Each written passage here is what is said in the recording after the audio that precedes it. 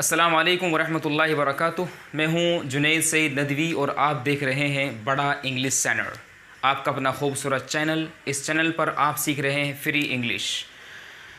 आज की इस वीडियो में हम बात करेंगे वर्ड और सेंटेंस के बारे में। वर्ड किसे बोलते हैं, सेंटेंस किसे बोलते हैं, वर्ड की डेफिनेशन क्या है, सेंटेंस की डेफिनेशन क्या है, इनको बहुत डिटेल के साथ में डिस्कस करेंगे। देखिए, हमें लिखा है कि वर्ड एंड सेंटेंस, ठीक है। तो ये आपकी बिल्कुल फर्स्ट क्लास है। आपको डे बाय डे आपको क्लासेस मिलती रहेंगी, वीडियोस मिलती रहेंगी, और आप सीक्वेंस ऑर्डर में जब वीडियो को वॉच करेंगे तो मैं बिलीव कर सकता हूँ, यकीन कर सकता हूँ कि आपके जितने भी डाउट्स हैं या आप जानते ही नहीं हैं तो आपके ग्रामर से रिलेटेड जितने भी आपके साथ इश्यूज़ हैं, जो भी डाउट्स हैं, जो भी कन्फ्यूज़न है, वो सब धीरे धीरे ख़त्म होते रहेंगे। तो सबसे पहले हम ये देखना है कि अगर आप इंग्लिश की बात करेंगे, इंग्लिश ग्रामर की अगर आप बात करेंगे, तो सबसे पहले आपको ये जानना है कि इंग्लिश ग्रामर के अंदर लेटर्स कितने हैं, ठीक है ना। इंग्लिश ग्रामर के अंदर लेटर्स कितने हैं। लेटर का मतलब होता है कि जब आप इनके हरूफ तहज्जी के बारे में बात करेंगे, ए बी सी, ठीक है ना, तो ये आपके हरूफ तहज्जी हैं। हरूफ तहज्जी के बारे में अगर आप बात करेंगे तो हरूफ तहज्जी ये टोटल संख्या में कितने बनते हैं, 26 बनते हैं, ठीक है ना। इन सब को क्या बोलते हैं, अगर आप यहाँ पर डिफरेंटली सेपरेटली लिखेंगे, ए आपने बी लिखा, सी लिखा, आपने डी लिखा, और इस तरह से आपने जेड तक लिखा, तो इनको इंडिविजुअली जब आप एक पिक करेंगे, आप ए पिक किया, बी पिक किया, आपने सी के बारे में बात की, तो इनको हम बोलेंगे कि ये लेटर हैं, ठीक है ना। लेकिन आप जब ए से लेकर के जेड तक सभी को आप लिख देंगे तो फिर इनके पूरे के कलेक्शन को कहा जाएगा अल्फ़ाबेट्स। क्या कहा जाएगा, अल्फ़ाबेट्स। तो डिफरेंस क्या हुआ, डिफरेंस ये हुआ कि अगर इनको अलग अलग लेंगे, यानी हमने ए के बारे में बात की, उठाया, ए को उठाया, हमने डी को उठाया, जेड को उठाया, तो हम बोलेंगे कि ये ए एक लेटर है, बी एक लेटर है, सी एक लेटर है, डी एक लेटर है। तो इस तरह से ओवरऑल देखेंगे तो 26 लेटर बनते हैं इंग्लिश ग्रामर में। लेकिन जब आप इनको पूरे को एक साथ लिख देंगे तो फिर बोला जाएगा कि ये अल्फ़ाबेट्स हैं, ठीक है ना। ये क्या है, ये अल्फ़ाबेट्स हैं। इतनी बात समझ में आती है। चलिए अब आगे देखते हैं। अब हम ये देखेंगे कि इन अल्फ़ाबेट्स को, यानी इन लेटर्स को आगे किस तरह से पढ़ना है। देखिए, अगर आप बात करते हैं अल्फ़ाबेट्स की, तो इन अल्फ़ाबेट्स को यानी इन लेटर्स को दो जगह बांटा जाता है। तो हम कहते हैं alphabets are divided into 2 parts. क्या मतलब हुआ कि अल्फ़ाबेट्स को दो हिस्सों में तकसीम किया जाता है। अल्फ़ाबेट्स को दो हिस्सों में तकसीम किया जाता है। पहला तो है आपका, पहला बनता है आपका कॉन्सोनेंट्स, और दूसरा बनता है आपका वावल्स। वावल्स नहीं, वॉविल भी नहीं, इसका करेक्ट प्रोनाउंसिएशन है वावल्स। तो क्या है कि हमने अल्फ़ाबेट्स को दो हिस्सों में बांटा है। पहला हिस्सा कहा जाता है कॉन्सोनेंट्स और दूसरा हिस्सा कहा जाता है वावल्स। अगर आप कॉन्सोनेंट की बात करेंगे तो कॉन्सोनेंट कितने हैं, कॉन्सोनेंट्स हैं आपके 21। तो कॉन्सोनेंट्स कितने हैं, क्वेश्चन ये बन जाता है how many consonants are there in English grammar. English grammar में कॉन्सोनेंट्स कितने हैं, तो आपका जवाब होगा कि इंग्लिश ग्रामर में कॉन्सोनेंट 21 हैं। वो कौन कौन से हैं, इनको जानने के लिए पहले आप वाउल के पढ़ लिए। जब आप वाउल्स पढ़ लेंगे, यानी आप बात करेंगे वाउल्स कितने हैं, तो आपका जवाब होगा कि वाउल्स हैं टोटल 5। वो कौन कौन से हैं, आपका जवाब होगा आपका ए है, आपका ई है, आपका आई है, ओ है और यू है। जब आप 5 वाउल्स निकाल देते हैं तो फिर जितने भी बचते हैं 21, वो सब कॉन्सोनेंट कहलाएंगे, ठीक है। तो इनको हम बोलते हैं हरूफ इल्लत। वाउल्स को क्या बोलते हैं, हरूफ इल्लत। जैसे आप सब समझते हैं कि उर्दू में और अरबी में हरूफ इल्लत 3 होते हैं, अलिफ होता है, वाव होता है और या होती है। इनका मतलब ये होता है कि ये ऐसे लेटर्स हैं, ये हरूफ तहज्जी ऐसे हैं कि इनके बगैर उर्दू में, अरबी में कोई लफ्ज़ बनता ही नहीं है। आप कोई भी लफ्ज़ उठा करके देखें, उसमें अलिफ, उसमें वाव या इन तीनों में से कोई एक तो ज़रूर होगा। इसी तरह से इंग्लिश में है कि जब इंग्लिश में कोई वर्ड बनाएंगे हम, तो किसी यानी वाउल्स में से किसी एक वाउल का होना मैंडेटरी है, ओब्लिगेटरी है। एक सिंगल कॉन्सोनेंट कोई वर्ड नहीं बना सकता।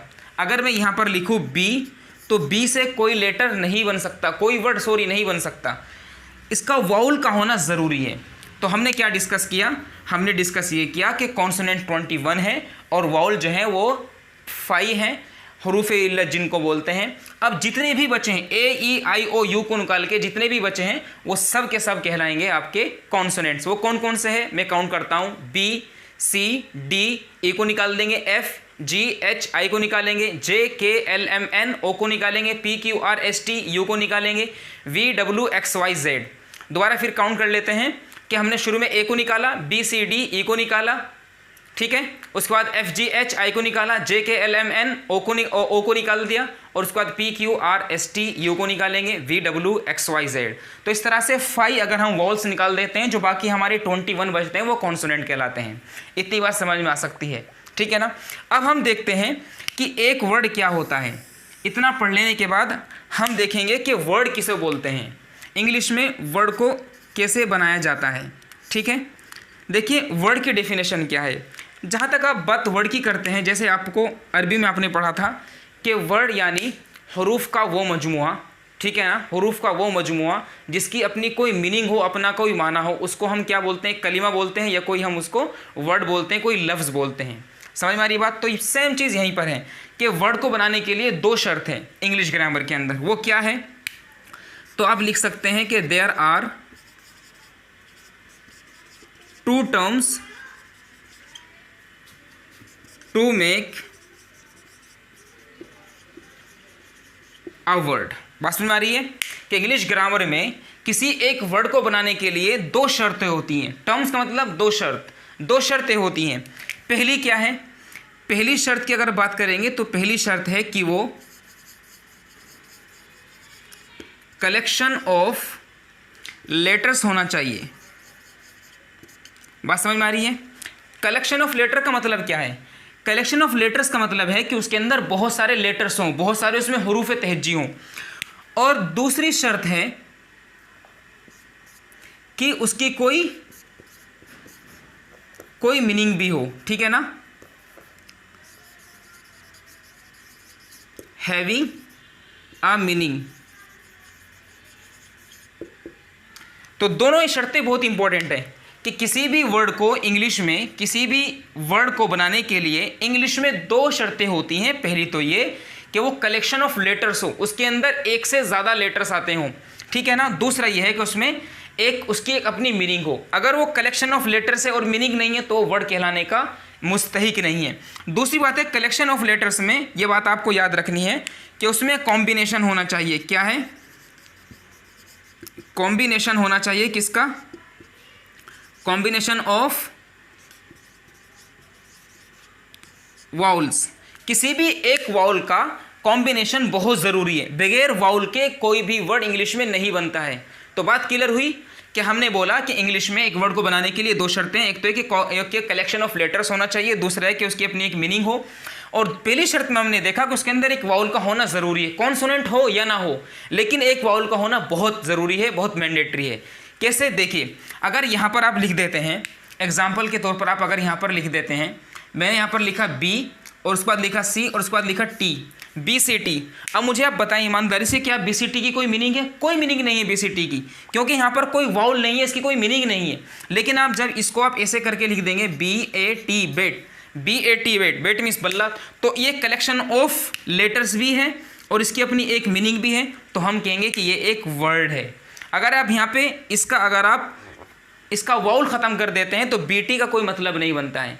तो ये बहुत इंपॉर्टेंट बात है कि कॉम्बिनेशन ऑफ वाउल्स हो, यानी किसी एक वाउल का होना बहुत ज़रूरी है। अगर वाउल नहीं है तो कोई मीनिंग नहीं है, अगर कॉन्सोनेंट नहीं है तो मीनिंग बन सकती है, वर्ड बन सकता है। जैसे उसके एग्जाम्पल क्या है, उसके एग्जाम्पल है जैसे कि आई का मतलब सब जानते हैं कि आई का मतलब होता है मैं, यानी वाहिद मुतकल्लिम अना के माना में। इसी तरह से आ होता है, ए का मतलब होता है एक, यानी वाहिद, ठीक है ना। तो बात समझ में आई कि इंग्लिश ग्रामर में एक वर्ड को बनाने के लिए 2 शर्तें हैं। पहली तो ये कि वो कलेक्शन ऑफ लेटर्स होना चाहिए, और दूसरी बात ये कि उसकी कोई मीनिंग हो। अगर मीनिंग नहीं है तो उसको हम वर्ड नहीं कह सकते। मैं समझ सकता हूँ कि आपको ये पूरी बात अच्छी लगी होगी और आप इसको समझ गए होंगे। अब हम बात करेंगे सेंटेंस की। अब बात करते हैं सेंटेंस के बारे में कि सेंटेंस किसको बोलते हैं। मैं यहाँ पर लिख रहा हूँ कि सेंटेंस की डेफिनेशन क्या है। सेंटेंस बोले तो आपका जुमला, ठीक है ना, सेंटेंस बोले तो जुमला। जुमले की तारीफ क्या है, सेंटेंस की डेफिनेशन क्या है। डेफिनेशन का मतलब तारीफ। देखिए आप जैसे हम वर्ड में पढ़ कर क्या है कि वर्ड को बनाने के लिए दो शर्तें हैं। पहले तो यह कि कलेक्शन ऑफ लेटर्स हो और दूसरे कि इसकी कोई अपनी मीनिंग हो। लगभग वैसी ही बातें यहाँ पर भी मिलती हैं। तो आप कहेंगे कि इंग्लिश ग्रामर में एक सेंटेंस को बनाने के लिए दो शर्तें हैं, बिल्कुल वही जो आपके यहाँ अरबी में है, जो उर्दू में है। आपने पढ़ा था कि एक जुमले को बनाने के लिए दो शर्तें हैं। एक तो ये कि वो क्या हो, कि वो अल्फाज का मजमुआ हो, ठीक है ना। और दूसरी शर्त ये पढ़ी थी उसका एक मुकम्मल मफहूम हो, उसका एक मुकम्मल मतलब निकलता हो। बिल्कुल यही बातें यहाँ पर इंग्लिश ग्रामर के अंदर भी आती हैं कि देयर आर टू टर्म्स। वही बात रिपीट करेंगे जो पहले मैंने आपको लिखाई थी, और हर चीज़ को नोट करेंगे ताकि अपने पर्सनल नोट्स बन जाएं और आप इतने कैपेबल हो सकें कि आप रिवीजन के लिए आपको आपके नोट्स सफिशिएंट आपको फील कराएं। तो there are two terms to make a sentence in English. English में सेंटेंस को बनाने के लिए दो शर्त हैं। पहली क्या, पहली तो ये कि वो ग्रुप ऑफ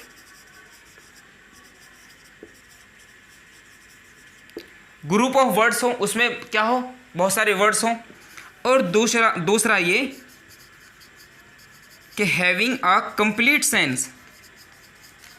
सेंस का मतलब हुआ मफहूम, कि उसका कोई एक कंप्लीट सेंस हो, एक कंप्लीट मफहूम हो। तो इंग्लिश ग्रामर में एक सेंटेंस को बनाने के लिए दो शर्तें हैं। पहली तो ये कि ग्रुप ऑफ वर्ड्स हो, यानी अल्फाज का मजमुआ हो। क्या मतलब, ग्रुप ऑफ वर्ड्स का मतलब क्या हुआ कि वो अल्फाज का मजमुआ हो, अल्फाज का मजमुआ हो। इस बात का मतलब ये बनता है कि उसके अंदर एक से ज़्यादा अल्फाज हो, वर्ड्स हों। और दूसरा ये कि उसका मुकम्मल एक मफहूम हो। तो क्या बन जाएगा, वो आपका सेंटेंस बन जाएगा। कैसे, देखिए यहाँ पर मैं लिख रहा हूँ एग्जाम्पल के तौर पर।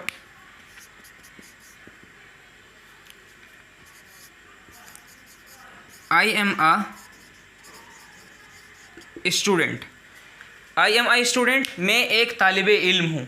तो यहाँ पर आप क्या देख रहे हैं कि यहाँ वर्ड्स का कलेक्शन है।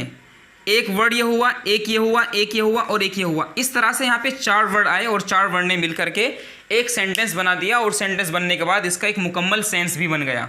तो क्या बात है कि एक सेंटेंस को बनाने के लिए दो शर्तें हैं। There are two terms in English grammar to make a complete sense. First is that should be group of words, second one is having a complete sense। अगर वो group of words हैं और उसका कोई मतलब नहीं है, कोई मुकम्मल complete sense नहीं है, तो उसको हम सेंटेंस नहीं कह सकते। जैसे मैं आपसे बोलूं in night, in room,